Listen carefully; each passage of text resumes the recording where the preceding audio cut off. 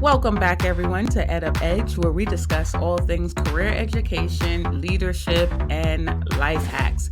Hear from some of the most amazing and insightful guests in higher education. Let's go.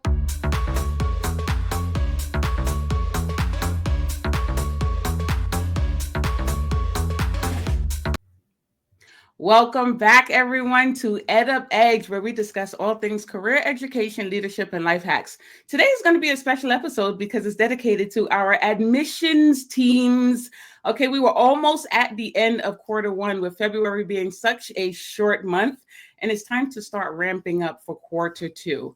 Okay, so of course I had to invite one of my favorite people in the entire world, Thank you. and an admissions guru like no other. Brian, you have served in this industry for what, almost a couple decades or more now? Yeah, I'm coming up on the 20th year, so been Wow. around quite a while. Yeah. Okay, so who's better to walk us through this topic than one of the best in the industry? So, Brian Maggio, welcome. Thank you, Kathy. It's good to be back with you again, and I think we're coming in at a great time with the information we're going to put out today for all the admissions folks, for the leaders, for the schools in general. Absolutely. Well, thank you for being here with me again. For those of you who do not know Brian, which I'm not sure where you've been hiding, but Brian, introduce yourself. Tell the audience, how did you get into higher education and what you're doing now? Sure, I've been extremely busy. I always try to stay busy, especially when it comes to higher ed admissions and marketing and operations. I'm always somewhere in that realm. Like everyone else, I think I just kind of fell into admissions. I was a Navy recruiter coming out of the Navy, and I was like, oh, it's going to be so easy for college because everybody wants to go to college. And I Uh-huh. figured out it was just like Navy recruiting. Nobody wanted to go to college. You were still having to do the same thing. But over Uh-huh. the years, I've had the opportunity to train across the country. I've had the opportunity to run marketing, be involved in the operations, drive admissions team, enroll students myself. So everything that I talk about really isn't philosophy. It's more like daily actions Love it. that lead to success. So, I'm excited to be a part of what we're doing here today, and I hope I can bring a great deal of value to your group. Currently, I'm serving as the admissions training coordinator for Interactive College of Technology, who have campuses in the Atlanta area, Houston, and Kentucky. And a fun fact, they were just ranked as the number one HVAC training school in the state of Georgia. That is And amazing. so I'm out in Texas right now trying to replicate that success that they're having in Georgia with the HVAC program out in Houston. And they have a very robust English as a second language program. So it's really exciting times for me. But, I always love to help you in any way that I can, expand training, because at heart, that's where my heart lives, which is Yep. admissions training and trying to make people better. So. Love it. It's interesting that you say that they've been ranked the top in HVAC. I think it was Jen Lyles that had shared a TikTok the other day where they were saying the new entrepreneurial millionaires are HVAC companies. Absolutely. Blue collar is the big buzzword Yep. now, and I give a lot of credit to the schools that have hung in there Yeah. and kept making their programs better. And then, building partnerships with like Mike Rowe and these people to Yeah. get those trades back in front of people because, whether it's male, female, whomever, I mean, it's really Mhm. a big draw for the fact that these folks can make a lot of money. And me Yep. growing up, I grew up again with, people that did plant work and scaffolding and farming. And Yeah. back then you're kind of like, oh no, I don't think I want to do that. That's a lot of hard work. But that Yeah. that has sort of changed. I actually have one of my own sons who's a pipe fitter now. Nice. And it's just very interesting how that's come back. But it's exciting because finally people are figuring out, our kind of schools have a real big purpose in the world. Hello. So thank you. Right. Exactly. All right. So we're going to jump into what we're going to discuss today. What we're going to do is break it down into segments so that you understand what you need to work on first, what you need to improve in, the things that you are doing well, and how to exceed, your goals in Q2. So first off, let's talk about what are some of the major setbacks that a lot of schools actually face in Q1. One of the major ones, schools not ramping up enough for their January starts. That's right. You're always trying to ramp up during the holidays, right? Mhm. So, depending on where your end of the year starts, fall in November and December, right now you're trying to build this big group for kicking off January, and that's really going to turn out one way or the other. You're either going to be down 28-3 coming out of the January and looking for a comeback, or Mhm. you're going to be sort of, okay, we're up 28-3. How do I turn the fire up on my gumbo pot to make sure February doesn't have that lull, right? So I think as we go through these segments, what you're going to see is there are some really focused areas that admissions professionals need to look at themselves, Mhm. as well as the leaders, and as you continue to go up in the organization. And if you pay close attention to these areas, you won't see an end of March that just gives you that sad face, like you can be ahead of the game. So, Exactly. And when you're behind for quarter one, you find yourself actually playing catch up for the rest of the year also. yeah. You also have some schools where some advisors haven't even returned.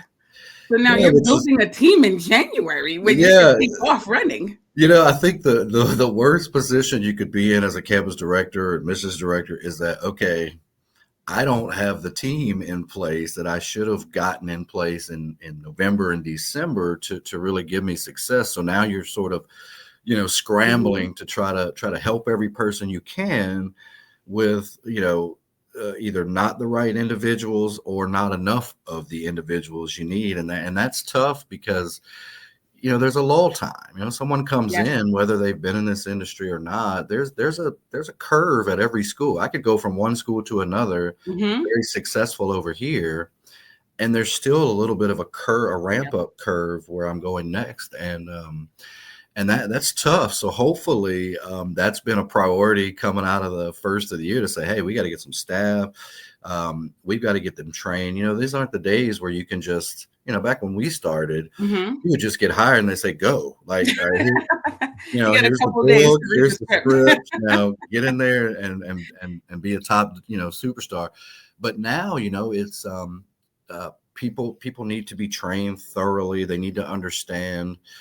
Like you and I could talk compliance all day, and we could talk Exactly. regulations and changes in the industry, but you're talking to someone that hasn't been exposed to these things.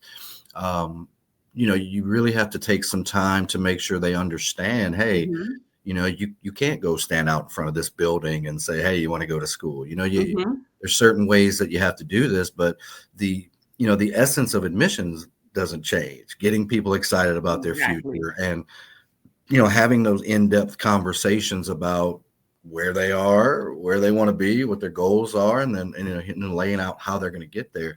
So, worst position you could be in right now. However, it's not the end of the world.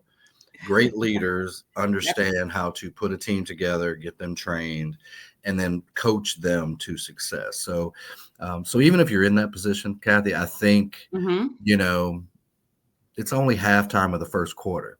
Exactly. So as long as there's another half, you always have a shot to make an extreme comeback, right? And great leaders will do Absolutely. that. Absolutely. I love that analogy. So, when we talk about the first segment, it's analyzing quarter one performance. This is the first thing that you have to do in anything if you're trying to get to the next level. I like to do SWOT analysis Okay. with each advisor because sometimes they don't even understand where they're falling short, right? Because they may have leadership who's always telling them, okay, these are the areas where you need to improve, but that's not necessarily how they're feeling. So I like to analyze that. Right. But reviewing key metrics is going to be critical. Your lead to start conversions, your appointment show rates, advisor activity. Brian, there's a lot of schools that I speak to who say, I don't need my advisors knowing their conversions. I just need them to sell and talk to students. But I always tell advisors the most beautiful thing about admissions is the fact that if you do know your conversions, you can always take it a step back and analyze where you're falling short. So Yeah. you know the areas where you actually need to improve. Right. Well, as you know, I have a lot of friends in this industry because I've been around so long, Mm-hmm. met so many people. So, at the end of 2024, I kind of went around the horn asking my friends in these leadership roles. I'm like, Uh-huh. so, kind of, walk me through just the metrics of how you guys did, like Mm-hmm. overall, how many leads that the company produced, how many appointments, and going through those metrics that we live off of. Mm-hmm. And what's interesting about that, Kathy, is that not only did a majority of schools set enough appointments to have some of the largest enrollment and start years ever, Mm-hmm. right? Um, they had enough people come in their buildings to have the biggest years ever. But where they fell short was watching those appointment conversion rates, meaning your admissions representative set all these appointments, but you started to watch the trends, right? Mm-hmm. January, normally people want to change their lives, they're thinking about going to Exactly. school.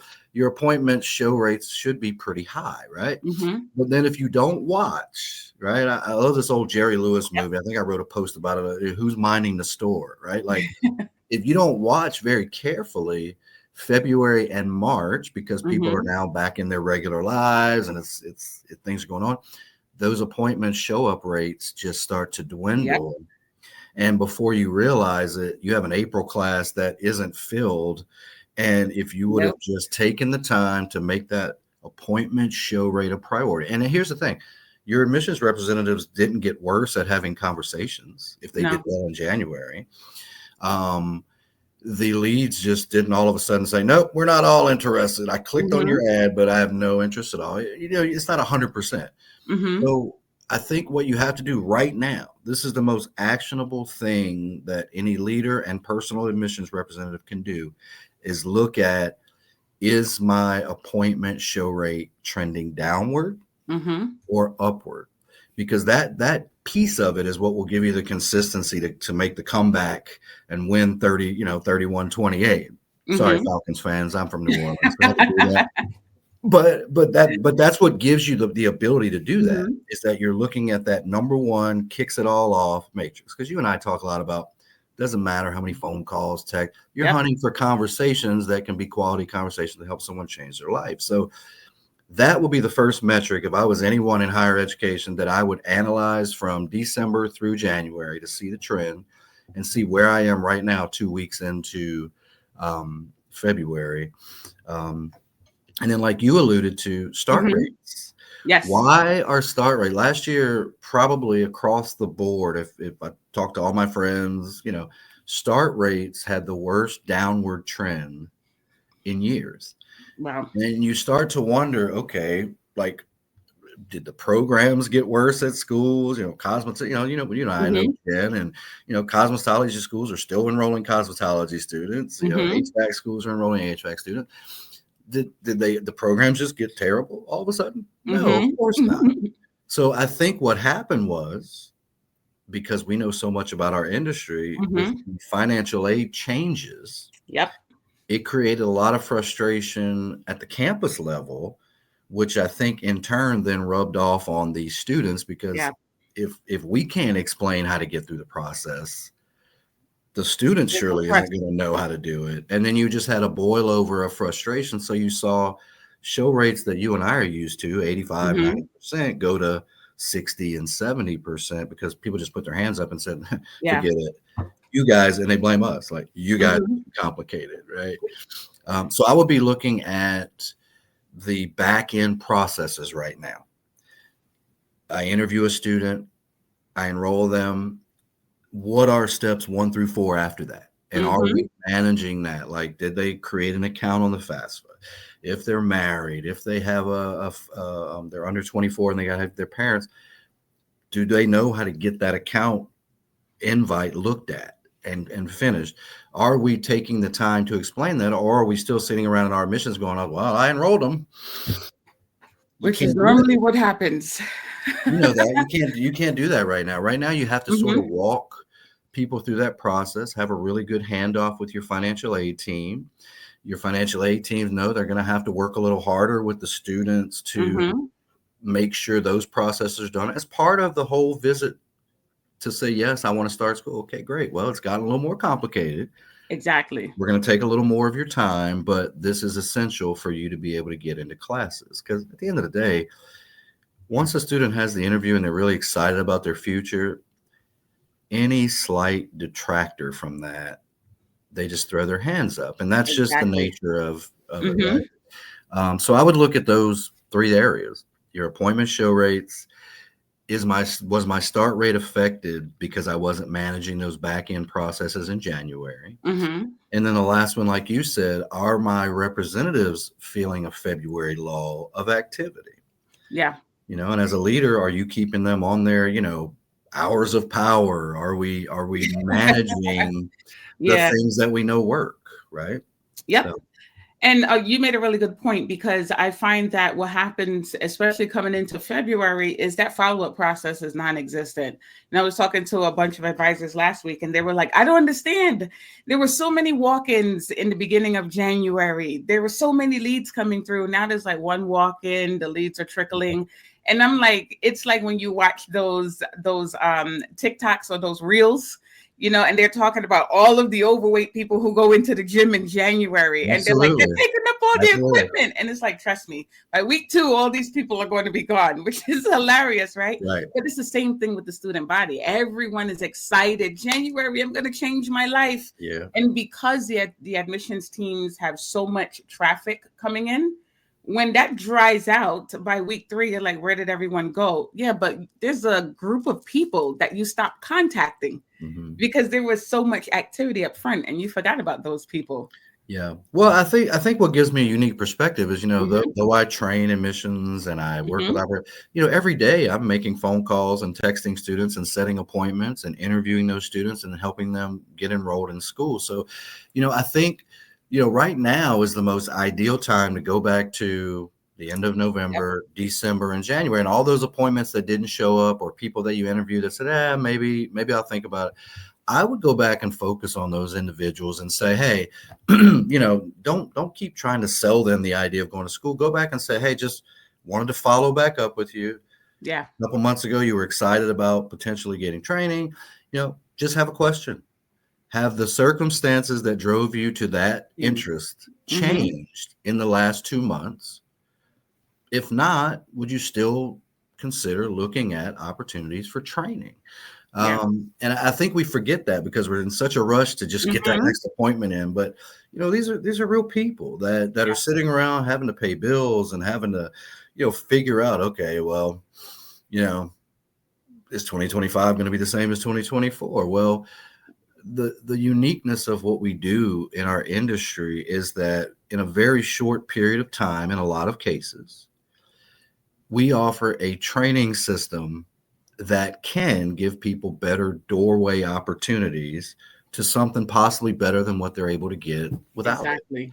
And I think you just have to kind of slow your roll a little bit as an admissions person. Go back and just ask about the things that drove them to interest. I told you in the last time we were together, when someone sits across from me, before I pull out my interview guide and books and I ask a very simple question, right? I thank them for being there. Hmm. And I say, so the main thing I need to know this morning before we talk about anything is, what drove you to the point that you're sitting across from me today? Such a simple question. Because, they came in there with thoughts in their head. Yeah. And unless I understand why they're sitting across from me, nothing I'm going to say to them is going to excite them. Nope. And I think we miss that a lot because we're so focused on, all right, let me ask you about your history. Let me ask you Oh about this. my gosh. Just tell me why. Tell me why you're sitting here, right? What is it you want to get from this time with us? Hmm. And then I think that helps to build rapport. It does all those things, which helps all those conversion rates stay consistent. Exactly. You know, so I think you have to look at the gaps in your own daily processes. I can look at numbers all day and say, okay, well, Hmm. you only made 40 attempts this yesterday. Hmm. You're complaining because you don't have any appointments. Well, I made like 112. I have 5 Uh-huh. appointments tomorrow. Hmm. Doesn't make me better. It just makes me very consistent in the approach. If you truly want to help people, it takes a lot more effort than the walk Period. from January and the excitement about changing their life. And it's like, nope.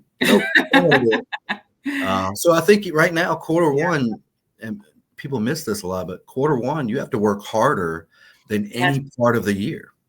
Yes. And if you're not putting in the time to go to events, and I know we'll talk about a little bit of this later, Hmm. but if you're not putting in the time to consistently try to find those conversations at a high level right now, you're going to struggle in Q2.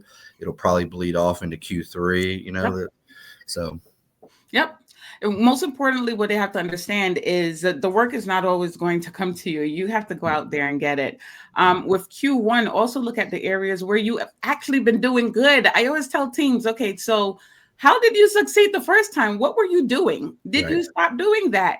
Go back to the times that you were successful. What made last year Q1 so extraordinary? And go back to those processes. So right. when we talk about re-engaging and expanding the pipeline, we touched on this earlier, how to reconnect with leads who did not enroll. Do you have campaigns in place to Right. do that? Do you have a marketing team who's in front of it already? Right. Yeah, I think the best ways in a lot of times that admissions doesn't even realize that they have the opportunity to be involved in is to have those conversations with the marketing team. Yeah. Not about why are you sending me leads that don't want to That don't convert, work. but more about how can you help me in a bulk Hmm. way, gain some opportunity for conversations. I think, Hmm. you know, um, you have to ask, how can you assist me in this process of reconnecting with those individuals that did come in and those individuals that had a moment in time where they were like, man, I think I'd like to look into going to school. And, that's such a fleeting thought sometimes. Hmm. But how can your marketing team really help you in that area? Do they have, you know, connections with the chamber that you don't even know about? Do they Mm. have partnerships with schools and different things that they may know, hey, we have these great partnerships, but do they know what the admissions level that these things exist? So I think, asking questions about how the company as a whole can help re-engage that. I think two, you have to, as an admissions person, um, go to your happy students. One of the Yeah. best campaigns you could be doing right now in February is going to your excited students. First thing, get them to give you a powerful review. I Hmm. love my admissions representative. I love the school. They've been in school, right? Exactly. They should be loving what they're doing. And secondly, hey, let's partner together. Who do you know that needs to change their life the same way that you are doing? When you empower Absolutely. people to help other people, Yeah.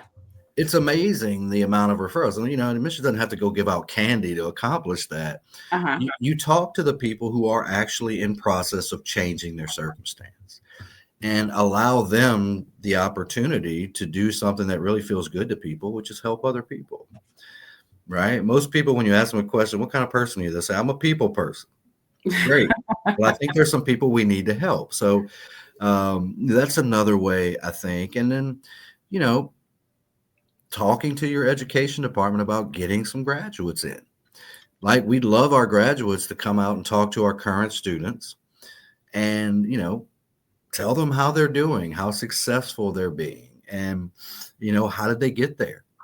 Because I Yeah. think that creates a buzz um, to help you. And then looking for different channels. I tell people every day, I'm like, if you're not on all these different city sites looking for events in your area, you're really missing out because they don't have to be. Someone told me one time in a sales role, they're like, look, we know the big fish makes you a lot of money, but if you catch enough small fish, Hmm. you can feed an entire family. Yeah. And when you think about events and you think about things like that, they don't have to be 10,000 people coming to an event. It could be a church spring fair. It could be a Knights of Columbus Hall doing something. It could be all these different events that are happening in the community that people bypass, Hmm. right? Where it may take you a couple of hours of your time and you talk to four people that really want to change their life, and all of a sudden there you are. Like, it was a blessing that you had a booth there. Exactly. And if you're in the business of helping people change their situation, you have to look for even the smallest opportunities to do that. So Exactly. I always hear about lunch and learns when it comes to the program chairs and mhm, the admissions teams, giving them a refresher on what those programs are like. But at the same time, I never really hear a lot of schools doing lunch and learns with the marketing team. It's like marketing is in their own bubble, and then admissions and financial aid is all the way over there. But the admissions teams, they're the ones that's speaking with the students. So who's better to speak to the experience and what the students are actually looking for in the right. school than admissions? And then you have that direct channel into marketing where they can go, aha, Mhm. I never even thought about that. Let me include that in the campaign. I tell you, most marketing directors you're going to talk to, friends of mine, people I know, they're going to say, I wish they would give us more feedback. Like, you're only going to know how campaigns are performing. Mm-hmm. I mean, you can just look at the raw numbers and say, okay, we generate this many leads. But if you're an enrollment marketer, right, you care about the enrollment of the school, Mm-hmm. then you're going to be asking for these lunch and learns. You're going to be doing that things Exactly. proactively, but not a lot of marketing directors will do that. They wait for the feedback. But I think you're 100% right. I think admissions needs to start stepping up to the game instead of just complaining about not being able to convert a lead. Give genuine factual feedback to your Yeah. marketing directors, your marketing team, and say, hey, we got these leads from, your SEO campaign. Here was some of the outcomes. So, this is how it's affecting us in the ability to get Yeah. appointments, and just send that information up. And, Mm-hmm. a smart marketing director is going to take that and go, okay, how can I make some adjustments, or is it doing exactly what it's supposed to do? I just need to let the team understand what the intention of the campaign is. And I think it goes both ways. And if you do that, Yeah. you stop a lot of arguments and stuff like that, right? Like, Exactly. I love my marketing director. Well, look, if I have something out of feedback I send, Uh-huh. right away they're on the phone with me, like, okay, let me explain to you what we're doing. Cool, right? Like, or if I have a thought on something, like, oh, thanks for the information. We really didn't realize that, because they're people too. They're trying to look at Exactly. everything, but just like you and I, just Mm-hmm. because you see everything in front of you doesn't mean you see all the little details that maybe get missed, and that's okay. And communication is a big key to that. And admissions, like I said, they need to start stepping up to that conversation in the right Yeah. way. And I think you'll see a lot better conversion outcomes from that. So, Absolutely. Understand that your marketing team, they want to succeed also. They want to see the school succeed too. So if you have an admissions team who has not even met with marketing, some teams don't even know who their marketing people are. Make that's that good. introduction, you Yep. know, They're like, so what does that this both person parties, do? Like, right? exactly. I keep seeing them on the email, but who are they again? Mm-hmm. Make the intro.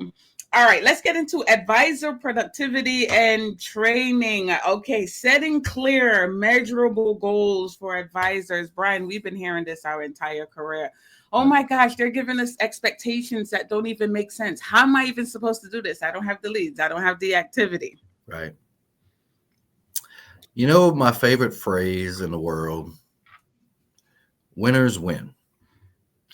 And what that's always meant to me is, you know, there's never been a school I've been around that said the goal's five, make five, Mm-hmm. right? There's never, because yeah, the goal's five for the company, but for me, it's probably 10, right? And Yeah. I may look at the 10 and go, how in the world am I going to get that? Then that one that wants to win inside of me goes, you better figure it out, son. Yeah. You better figure out, you better make more phone calls. You better do this. So, yes, our company is going to stretch the goals out because they want people, I think. And you've known a Mm-hmm. lot of these individuals. We've been these individuals at Mm-hmm. times in our career where Yeah. people come to us and go, man, you that's the top one in here, right? Mm-hmm. Always makes their goal, always over exceeds their goal. And you're like, how do I bottle that formula, right? Yeah.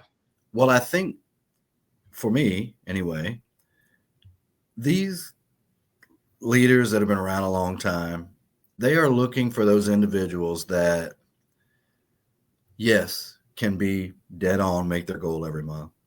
But how do you break somebody open so they can reach their full potential?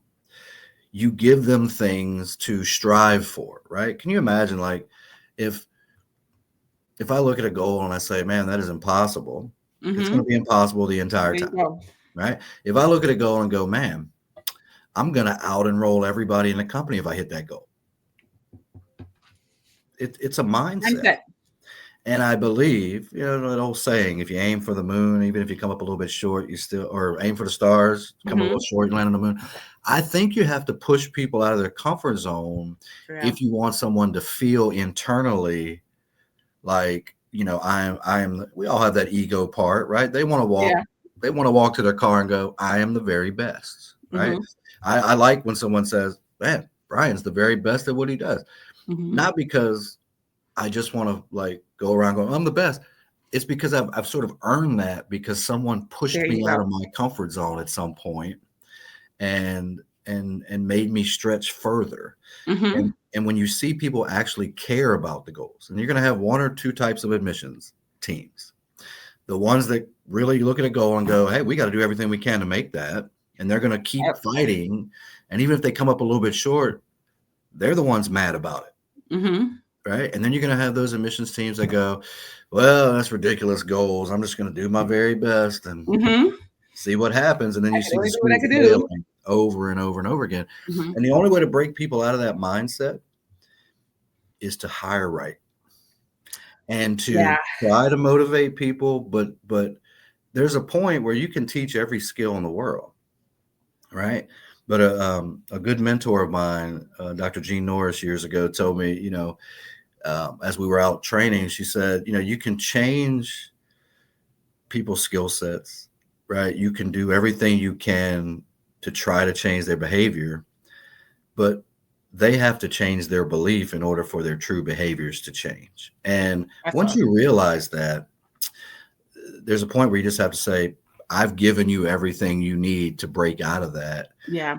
And if you haven't decided that you want that, well, I'm sure there's a great place out there for you that Yeah. may not be here. And that's the best way that you could kind of lay that out. And I think consistent productivity. Mm-hmm. And you can see it. Are they making enough phone calls? Even though the people don't answer the phone. Look, nobody, people hang up on me too. Mm-hmm. So I always send them a nice email or text message and I say, hey, if you're ever interested in changing your circumstances through education and training, please give us a call back. I get where the person is, right? Yeah. Their current situation is overloading their ability to think about changing anything. Yeah. And there was something that we didn't say earlier, Mm-hmm. which I think is an important part of conversion rates. It's about success for admissions folks. Is that when someone enrolls in school, right? Mm-hmm. It's probably a big high they're on. They're excited, reps excited, school's excited. But what happens the moment you insert something different into a space that was currently occupied by a current situation and you don't talk about that, Mm-hmm. right? That circumstance is going to win 90% of the time. Yep. And that's why you're going to see people disappear, pay you money, all these things. So one of the things I would encourage people to do as an action from watching this is make sure, even if the student doesn't bring it up, to ask that individual, okay, great, I'm excited for you. Mm-hmm. All right. You told me that you were currently doing this from this time to this time, Monday through whatever, right? How are you going to deal with this change? Because now you're going to be in this building. How many decisions do you have to make to make that a reality? And are any of those things going to deter you? Right? Let's talk about it. Because that's a genuine conversation they're going to go home and have Yeah. with someone else who's going to say, there's no way you can do it. Instead of someone who's in our position where it's like, okay, let's look at what other students have had to face. Yep. Right. So I think your productivity, you have to keep it consistent, calls, texts. You have to keep that front end process going if you want to have success. And a leader has to look at it from a bigger perspective than just you're not making enough phone calls. Okay, help me understand why you're not putting the same effort you put in January. And you'll find that you're going to get conversations like, well, I've been frustrated because nobody's answering the phone now. Yeah. I don't really know what to do. I stare at my computer and I go, I don't know who to call these people. Right? I get it. So Yeah. let me, as your leader, because that's why I should be the leader, let me find some ways for you to get in touch with some more people or have an opportunity to, right? So training is a huge part of that. Mm-hmm. You and I both specialize in training. That's Mm-hmm. our background. You have a huge online program that people can implement as a secondary piece to their DOAs or Mm-hmm. primary piece to keep their reps motivated. Exactly. You're all over TikTok and YouTube and LinkedIn. Anybody wants to hear about training and how to do things, they're going to find you, and Yeah. that's a beautiful evolution to watch. Mm-hmm. Um, and you and I have talked about it. People are training their teams from your videos. Like, cool, Exactly. great. That ought to tell you something. Like, what there That I needs don't to be even growth. know. So if it's just all about drive, and there isn't training, you may have some ups months, you may have some good starts, then you'll see it crumble on the back end in education. Yeah. You can always tell when training wasn't involved based on how that flow from the student was interested in going to school all the way to they're on a stage getting cheered on by their family. So you can look at Exactly. that whole process and go, how much training do they do? Mm-hmm. And bring it back. So I think representatives should be asking their leaders for, hey, this is where I'm struggling. Can you help me? Leaders should be saying, hey, I'm noticing this trend.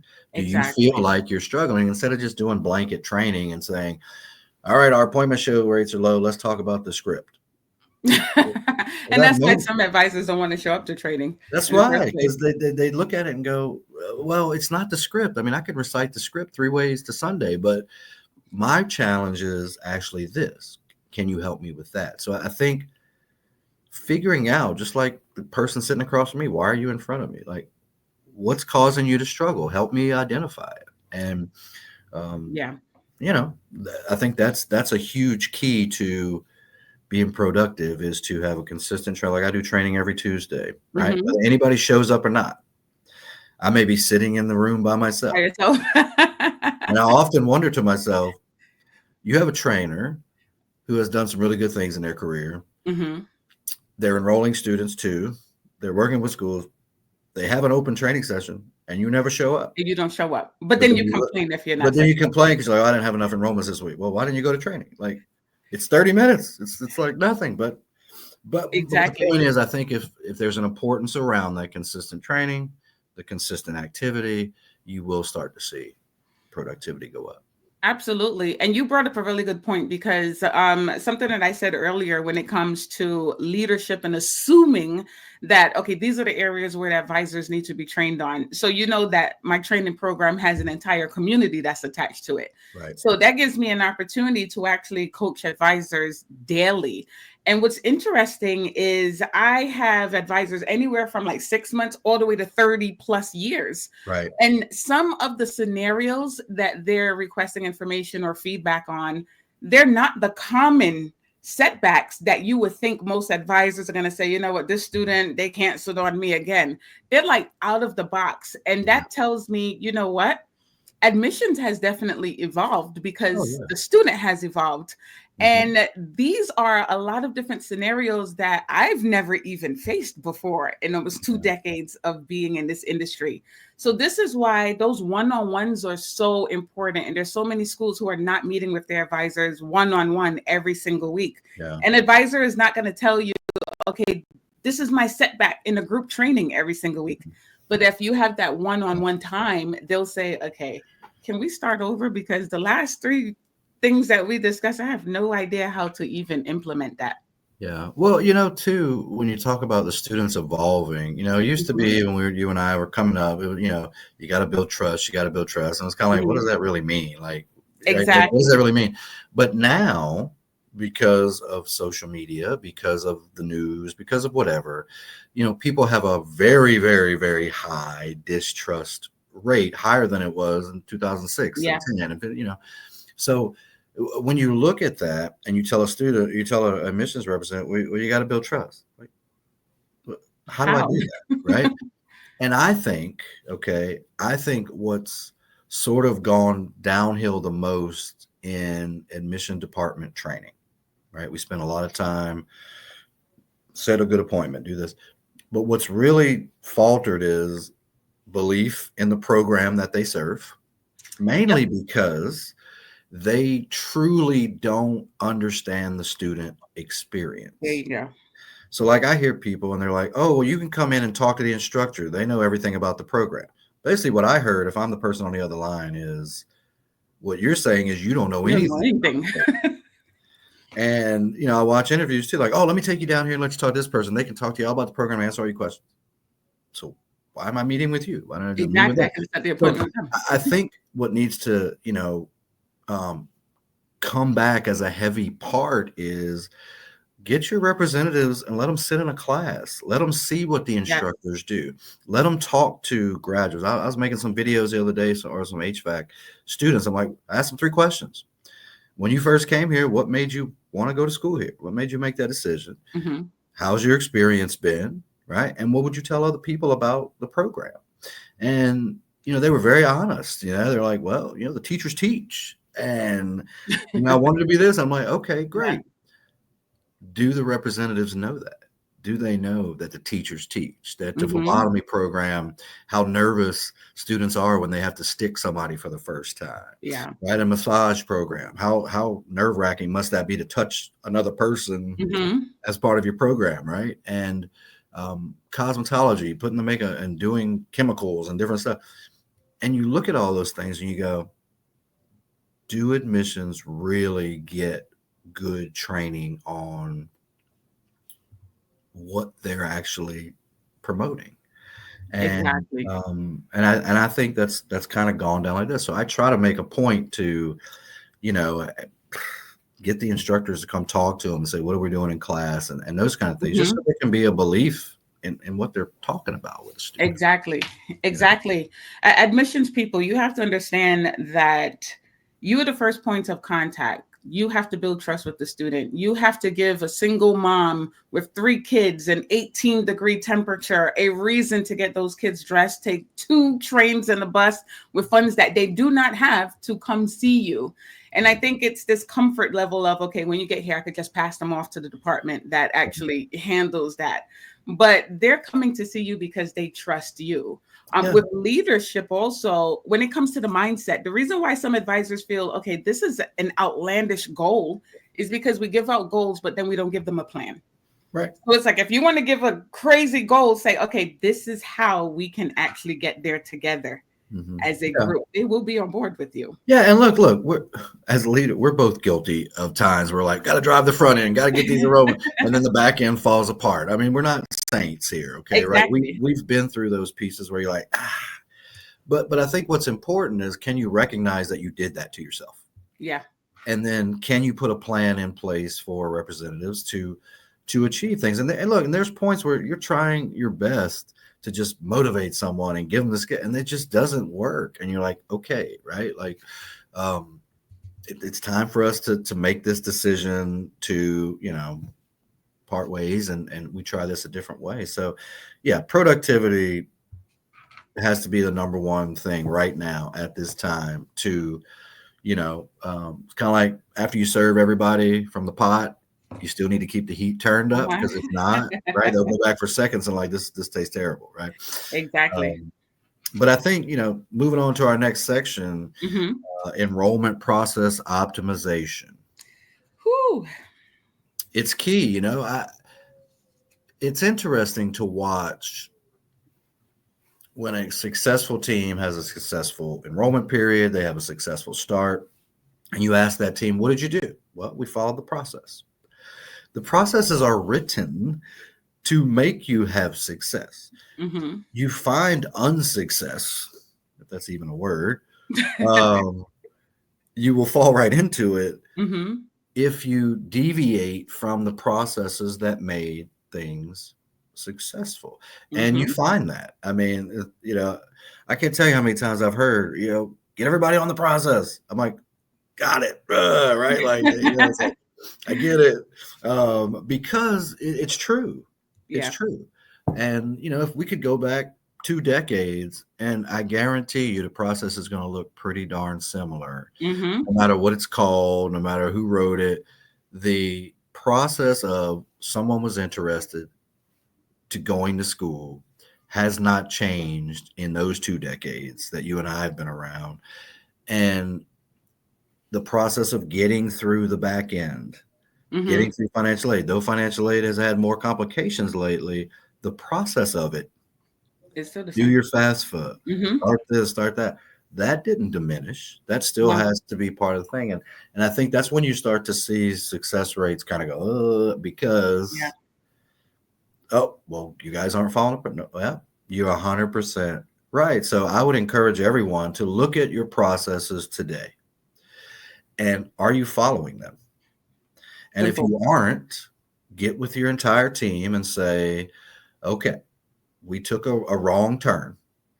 I think it's funny. If you take a wrong turn in America, you can go around the block and get back on track. Yeah. If you take a wrong turn in Japan, where I was stationed for many years, you're Uh-huh. going to go up to the top of the mountain before you can turn around. Wow. There is no square. It all just, Uh-huh. right? So you have an opportunity at halftime of the first quarter Mm-hmm.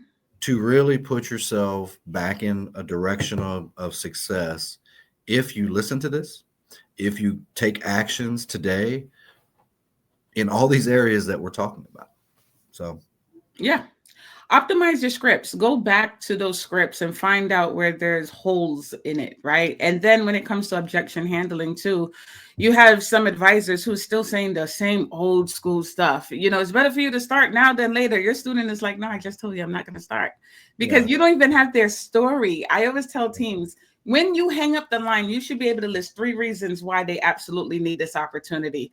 And so many times I would ask, okay, so why does this person need to come and see you? And they're like, I don't know, because you didn't ask the question. Mhm. It's like process over prospect, right? We need to flip that, right? Yeah. You want to follow the process, but you want to concentrate on who the prospect is in the first place. So go back and look at some of the resources that you have within your teams and within your admissions processes and say, okay, this is not working anymore. We need to get that. We need to get together, and we probably need to tear this apart and start all over again. Well, maybe, or really, truly, just there's the one thing people hate to do: listen to calls. Like, listen to yourself on the phone. Hate that. I do that as a Hate torture to that. myself, Nobody likes to hear themselves. and I go, "Yep, that's why that person didn't show up. You didn't Mhm. even ask them any question. You were in such a hurry, staring off at something else. What? Because the hardest part about making sure that you have a good enrollment process is that you always have to be paying attention to the Mhm. stages and the steps, and um, but you also have to be able to separate: when I'm doing this step, I'm all into this step. Yeah. When I'm doing this step, it can't just be one big modge podge, or your appointments will struggle. Because if you actually listen to calls, you'll hear people who weren't expecting someone to answer the phone. Yeah. They sort of drift off in the conversation while the student's talking, because they're just trying to get to the point. Okay, I think the best thing for us to do is get together, and okay, cool. Right. So, and I've tested it all sort of different ways when it comes to how to set appointments. So, Mhm. um, I think right now that enrollment process is going to be a huge part of Q2 success, Q3 success. If you just stick with the plan, look at your scripts and say, okay, you're using this to a T, but yet people aren't engaging with you. Where in that are we going wrong? Okay, we need to build some more rapport and have better conversations before we actually get into this portion of it, um, and all.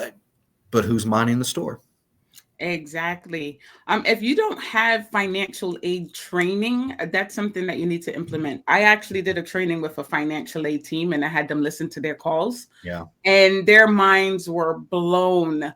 When you're talking about finance, that's the most critical part of the enrollment process. And it's one of the major reasons why students do not move forward, because they don't understand financial aid. They'll leave the school and say, yeah, I get it. I get it. But sometimes the way your financial aid teams are approaching the situation, students yeah, don't always feel comfortable. And I'm not saying that this is everyone, but when I had financially listened to their calls, some of them were like, oh my gosh, I did not realize how flat I sounded.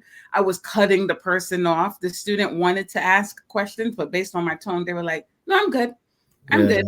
And that's a Well, major tweak. Mhm. it's true, and I mean, they have a tough job. They deal with Exactly. the tough conversations. I think sometimes admissions don't realize how tough that conversation, because now you're getting into Exactly. people's personal, like, can you pay your bills at the end of the day kind Mm-hmm. of conversations. But yeah, I think you're 100% right. I think training's got to go all across the board in Yeah. education. It's got to go in financial aid, where it's like, the handoff from admissions, real high and bouncy and bubbly, to financial aid. We used to teach, get to know the people that work in your financial aid department as people, and then try to find commonalities with your student that you can Yes. hand off and say, hey, Kathy, Joseph over here, he's an avid guitar player. That's one of his hobbies. Mm-hmm. And I know your husband has a band. So I'm sure, you guys can talk about music a little bit.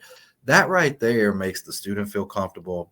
And it gives the financial aid person something to kind of start with before Yeah. they get into, all right, I need your social security number. I need how much you made last year, those kind of things. And I think, your financial aid person really wants like that to be a comfortable enough experience so that they can Yes. overcome some of the challenges that they're going to face. Exactly. And I think training should be well rounded for everybody when it comes to that stuff. And Exactly. Also, when it comes to financially, make sure that you're involving the support system and the buying committee from the very beginning. So many times I hear advisors go, "Oh my gosh, they had a huge gap balance, and now the mom is backing out or the spouse is backing out." Were they involved in the process from the very beginning? well, right. If they can't make the tour, set aside some time to call them, because they do want to be involved. So make sure we get that out the way. Of course. And then when it comes to that transition from admissions to financial aid. So Brian, you spoke about how admissions is the bubbly department, right? I Right. used to tell advisors, look, prep them for that. All right, you're about to go into the finance department. When you think of accountants, they're very serious, because now we're getting into numbers and how to find the best financing for your education. So Right. they're not going to be as jokey as I am, because they want to make sure that they do not make any mistakes and they find Right. the most funding for you as possible. So now when the students get into the financial aid department, it matches exactly what I said. And they're like, well, Yep. you know what? They told Oh, me that this exactly. is what was going to happen, because this is Yeah. serious now. Yeah, it's And that's definitely something to add into your halftime Mhm. of Q1 to make sure that things continue to be successful, hopefully for your schools, and it'll bleed into Q2 and Q3. Exactly.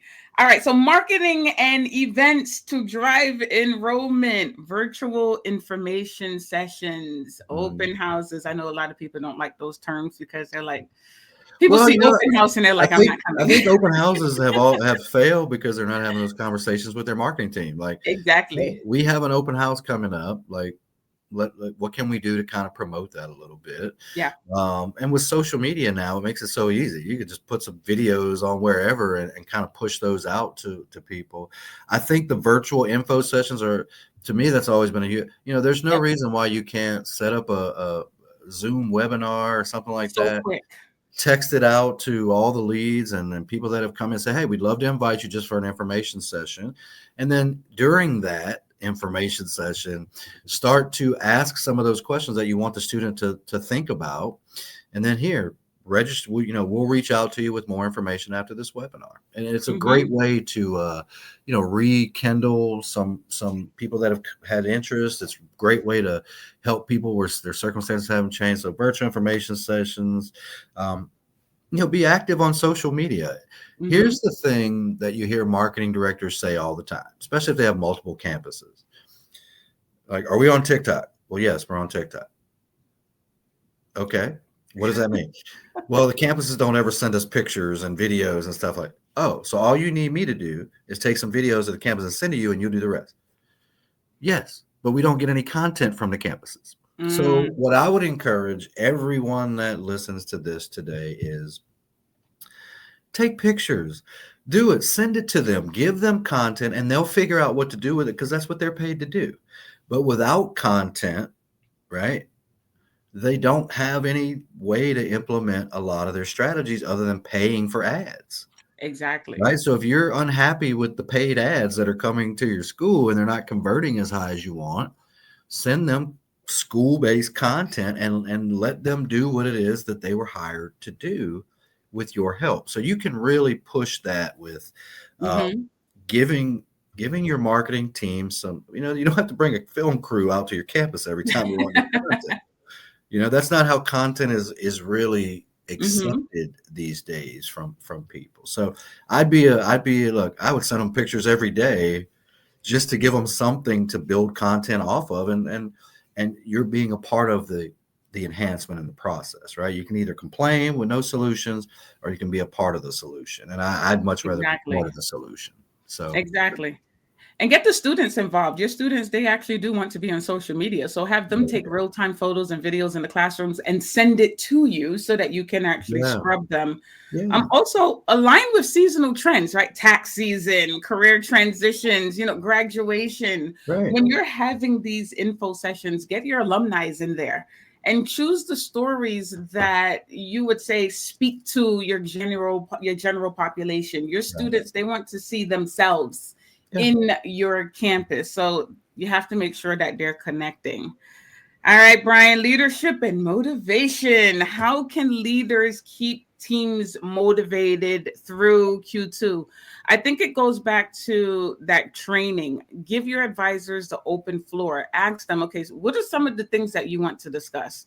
Where do you think you're falling short? Where can I support you? That's a question a lot of advisors don't hear from their leaders.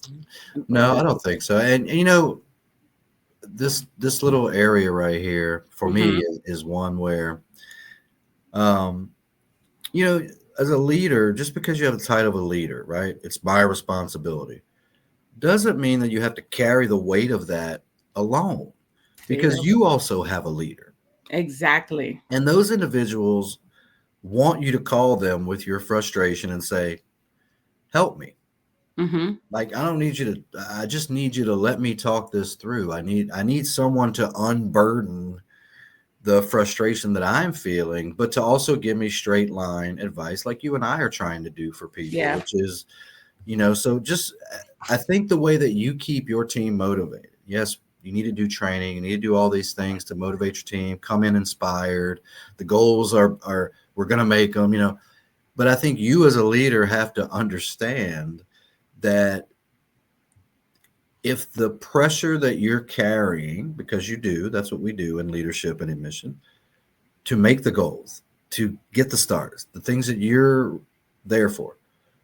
If you just carry that by yourself and think, I'm the only one that can do it, right? It's happened to me. I'll be like, I'm the only one that can do this. Mm-hmm. And, the results will go spinning down the hill. And you're like, what did I do? Because I try to carry it all by myself without letting Yeah. my leader know, hey, look, yes, the week was okay, but here's where I struggled, and I need some guidance.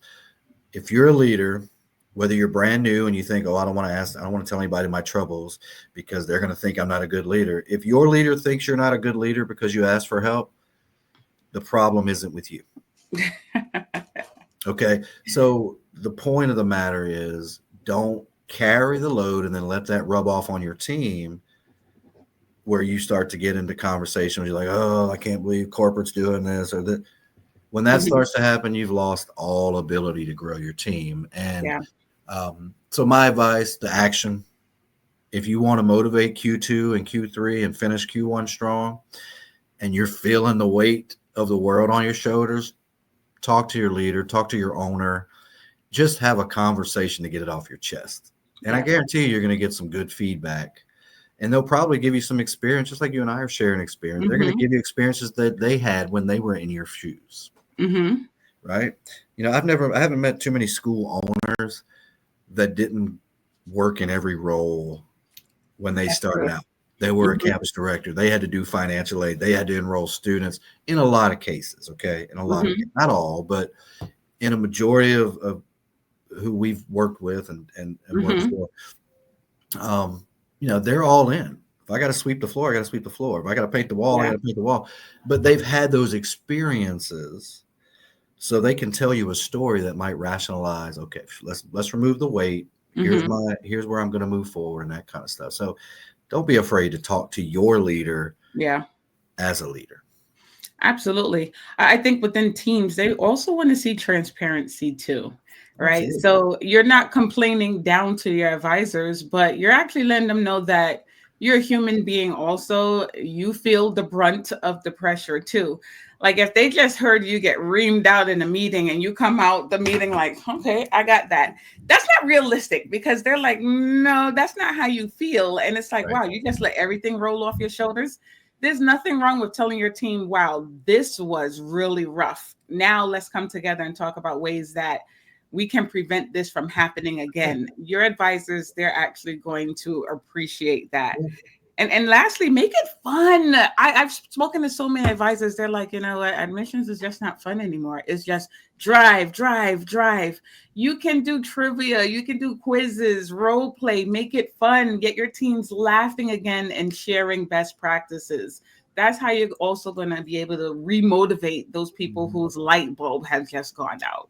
Yeah, I mean, you could do a lot of cool things. I mean, I have Mhm. this like I call it tap out method, where it's like when you feel like you can't sit there and make another call, Uh-huh. you're not getting, just tap out, go walk around, go get a snack, do that. I'm not going to be like, where are you? Uh-huh. Just tap out and Yeah. then tap back in and let's get it done. So you got to have some as a leader, you just have to know that you have to create the energy in that room because Mhm. their job is tough and it's frustrating and it's all those things. And we want them to create excitement for someone else. Yeah. The only way that's going to happen is if they're excited, they're knowledgeable, they believe in what they're doing, they believe in the school. There you go. There you go.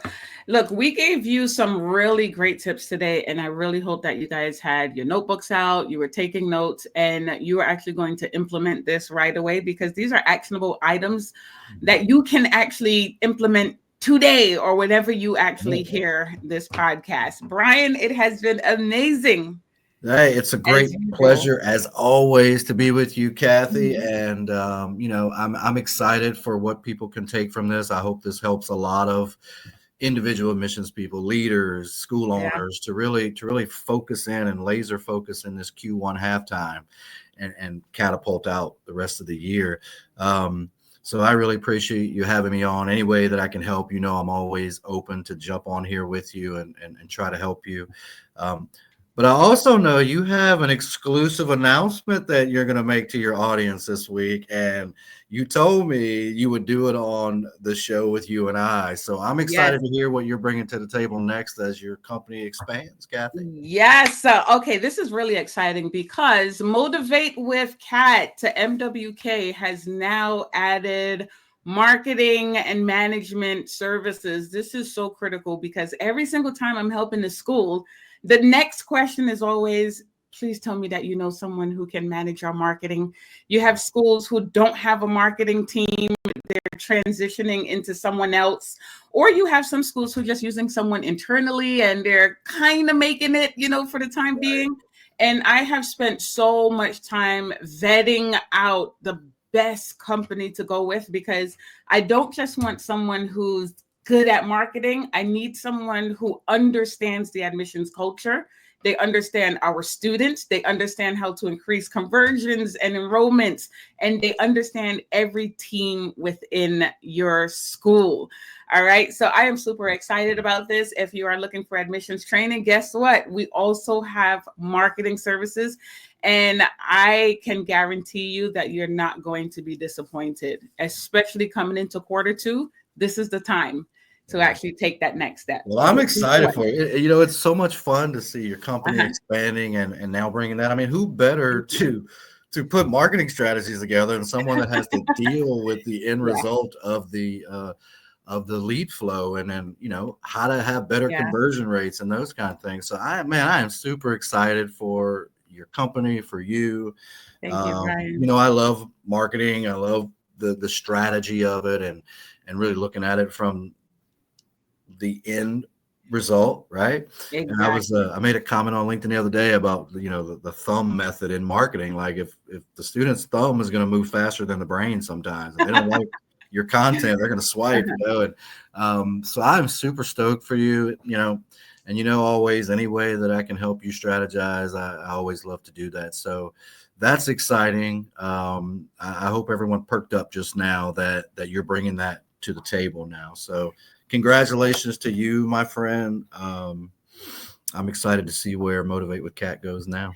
Thank you so much, Brian. And you have definitely been a huge support. Yeah. All right. Thank you for joining us once again, Brian. As always, you are absolutely amazing. And Thank I'm you. sure there's a part 3 coming up at Hey, some well, you point know what? in We'll come back in Q3 and take everybody home the rest of the year. That'll be what we time. do. There you go. All right. Thank you guys for listening. Thank Until you. next time, take care. Take care.